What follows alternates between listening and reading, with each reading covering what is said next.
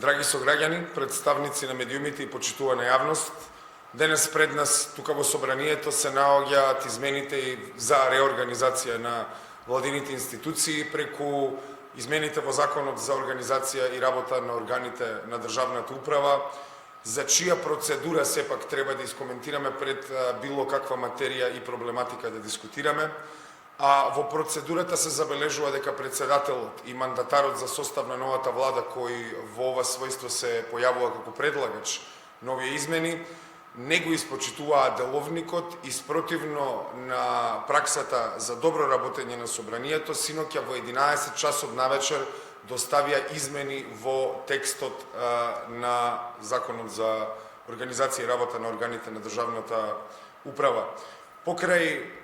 прекршување на деловникот, ова покажува и несериозност во поглед на ваква обемна материја, но е во директна корелација со тоа што ние го изнесовме како став кога првично текстот се достави до пратениците, а тоа е дека нашата поддршка за оваа реорганизација ќе се поврзе со тоа дека ние бараме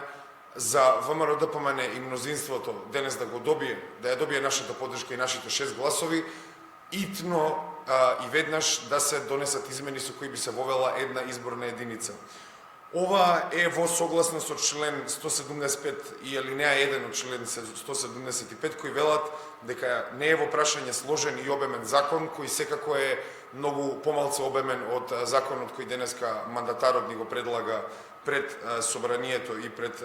пленарката. И понатаму исто така ова измена во една изборна единица е коментирана во јавноста и помеѓу партиите и е на препорака на мисијата на ОПСЕ во Македонија во текот на многу години, во споредба со овие измени кои се случуваат без било каква дебата, но затоа што препознаваме дека овие измени и воведувањето на една изборна единица е приоритет за македонското општество, затоа што овој модел на 6 изборни единици кој преку геримендеринг не ги уважува гласовите на македонските граѓани, потребна е веднаш да се донесе оваа измена и нашата поддршка нормално за овој закон, за законот на предлагачот ќе се поврзе со ова и бараме итно да се воведе една изборна единица и со тоа да се добие поддршката од нашите гласови во собранието за денешните измени. Дали имате прашање?